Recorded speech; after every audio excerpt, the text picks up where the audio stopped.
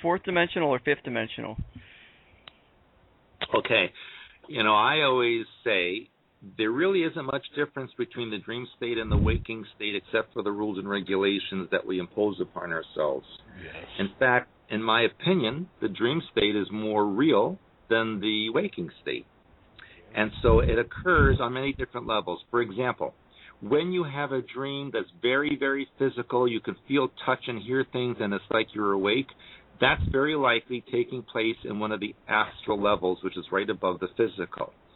When you have a dream that is very energetic and very intense and full of information, that's taking place in the hyperspace level. So it really depends. There's no set rule or regulation on what levels the dreams take place. It's a question of whether or not you need to learn something, hear something, experience whatever that you don't in the waking state.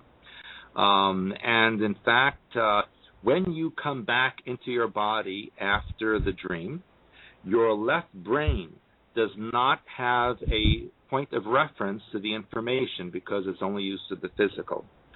So the pineal gland acts as a liaison between the dream state and the waking state, and it puts pictograms on the archetypes and colors that you experienced in the deep dream state.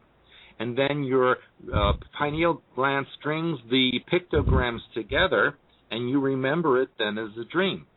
And that's why it's very important every morning, as much as you can, to write down everything you remember from your dream, even if it's one little thing. Just keep practicing writing it down, and you will see over time, you will get a message, you will get a status report of your life coming from the dream state. It's kind of like a release valve for your mind, your essence to experience and explain to itself what's going on with its existence.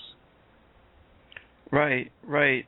So when it comes to these writing down the dream states, I've noticed personally that when I go to write down a dream, I don't write it from beginning to end. I actually write it backwards. I write it from where it ended to where it began. I found that the time between where it starts and where it ends it could be 3 days worth of information in just a couple of hours of sleep. But if I write it backwards, it seems to flow a lot smoother, a lot more naturally than it does if I were to try to remember it in the waking state. And as far as the direction that we perceive time as flowing, is it that's in sort of a time space dimension in the astral side of things? Well, actually, what you say makes a lot of sense, and you're correct. Because think about it, as I mentioned earlier, the brain is the projector. So it's projecting out into physical reality. In essence, really, the physical reality is the mirror image or the opposite image of what's going on in the energetic world. So by remembering it backwards, you're actually remembering it more correctly because that's the original state. You've heard of reverse speech, where they play the tape recorder backwards, and then the words are different, and then the real meaning behind what the person is saying is revealed. Well, it's the same thing as what you're saying. By remembering it backwards or in reverse order, it's really more significant and more actual to what the mind was experiencing at the time. So you're very good actually in remembering it that way. Yeah, well, thank you very much. Yeah. That's actually cool you said that, Lad, because I was actually just talking about that with a few people too recently privately, because I was just showing my journal how I was doing stuff, and I'm like, yeah, I tend to write it from the last thing I remember backwards anyway, so it's kind of cool. Yeah, it's definitely one of the things that helps for sure. Yeah, remember, physical reality is a mirror image. It's the reverse of the actuality. So everything is kind of backwards here. It is. We also have another question from the chat room from Anu Monkey. It says, please ask Stewart, did he work with Anna Hayes? I'm not sure who that is. Have you worked with Anna Hayes? I've met her years and years ago, but no, I don't work with her. Okay. Cool. And as far as the actual things being in reverse, I've studied physics on a non-professional level, and one of the big projects at CERN is that they were actually creating antimatter. And antimatter is the mirror image of the matter that we're in. So it's like a parallel universe, except exactly the opposite. And they were actually quite successful in creating that, though they did have many problems with nature, really consciousness fighting back and not wanting these experiments to be done. There was actually I believe it was a baguette that was dropped from about 500 feet into a small cooling vent, and actually shut down the entire project for I believe about a month. And there were many other setbacks, but they managed to create successfully antimatter from a parallel universe. Though they haven't really made it too public, I know that that's what they have been doing. So, just as a confirmation on really that they really do want to close in and overlay these realities. Well, I was in Geneva just last month, and I got as close to CERN as I possibly could get. You can't just go in there. They have in front of the building a big statue of the goddess Shiva, the goddess of time and space. Mm-hmm. I thought that was quite interesting. Mm-hmm. And they also learned from people in the area and some who actually worked there that there are vast underground tunnels from CERN that go under the lake, that go into other parts of Europe, and that the Vatican has an office there. Now, why would the Vatican have an office at CERN? And that there are people who come up from the depths of the deep layers with wounds that cannot be explained, and nor will they explain how they got their wounds. Huh. So there's a lot going on there that is not being revealed to the public. And some people report flying into Geneva at night and seeing strange lights underneath the lake that cannot be explained. It's also, and I've written about this, I believe, on my website a few months ago, that CERN is being sabotaged from, let's say, a source beyond our planet. Some beings there, or some group of beings who do not want the experiment to be successful, and they have sabotaged it at least twice. Wow.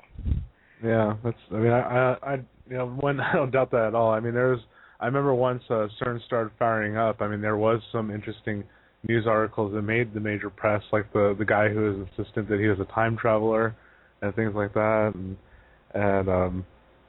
they had some interesting, just kind of happenings like him disappearing and things like that, and so yeah, it doesn't surprise me, but it definitely fascinates me, like what's going on there. So how long were you over there for?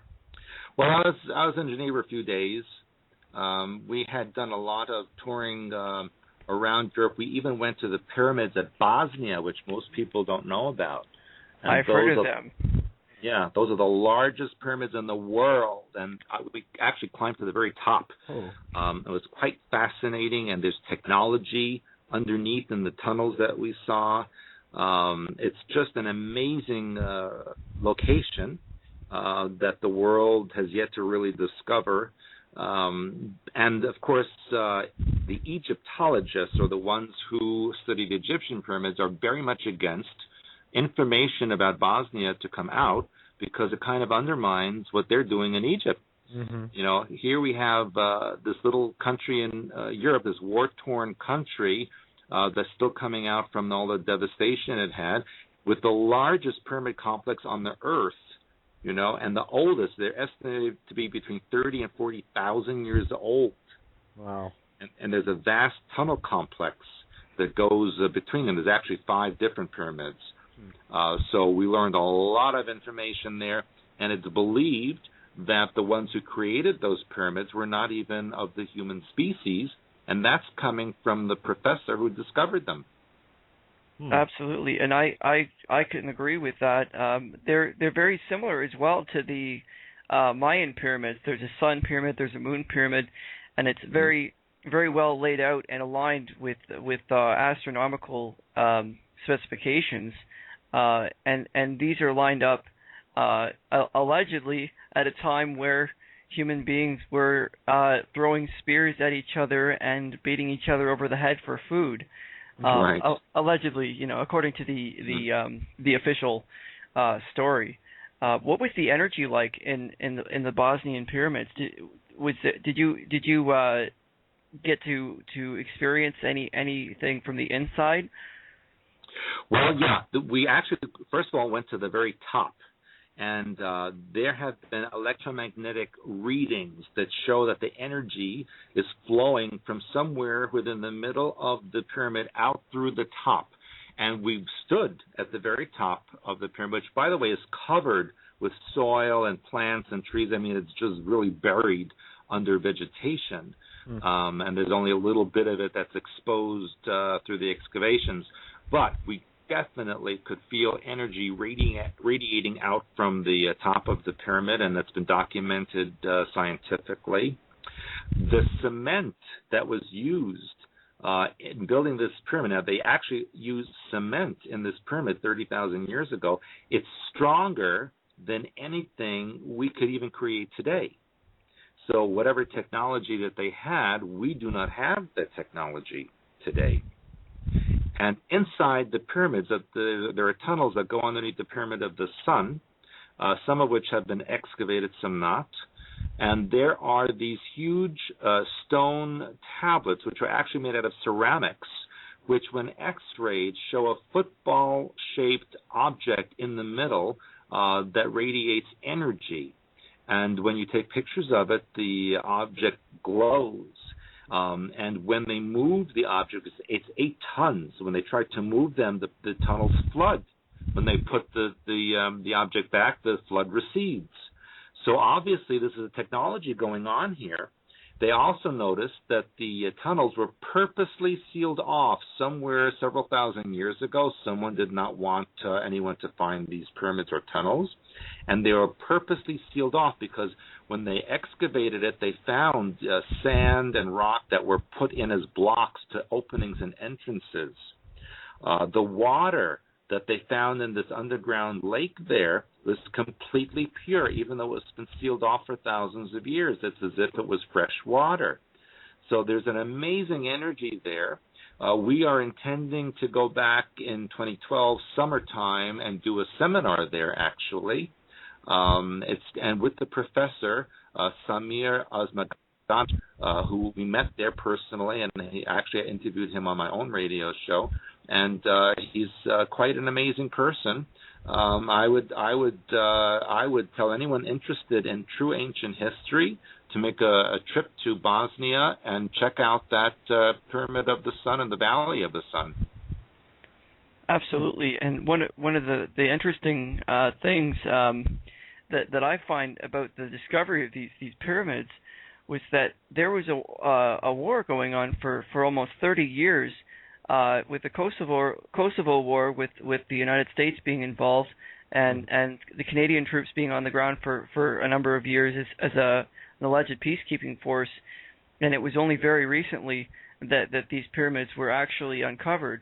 And it seems from your description that whoever had built these pyramids had realized that because there's a very high level of technology involved, that it's kind of like when you lock your car door. You can park your car in a parking lot, but you're going to lock the doors and you're going to take the keys with you because you don't want some kid or someone who's not unable to drive properly to hurt themselves or someone else with that type of technology. So it seems as if they just kind of locked their doors and left. That's true. I agree with that. It's as if they did not want people who didn't understand or would misuse the information and power there to access it. And of course, you cannot blame them. But the professor feels that the ones who built this may not have been surface dwellers at all, but rather could have been a species of being that lived underneath the ground. And we also had found out that there are similar pyramids, although not as big, which are nearby in Serbia. And then we found out that even Italy has such pyramids. So it looks like all around the Adriatic Sea, there was this complex of huge pyramids. that are tens of thousands of years old, built by a species of beings that we know nothing about.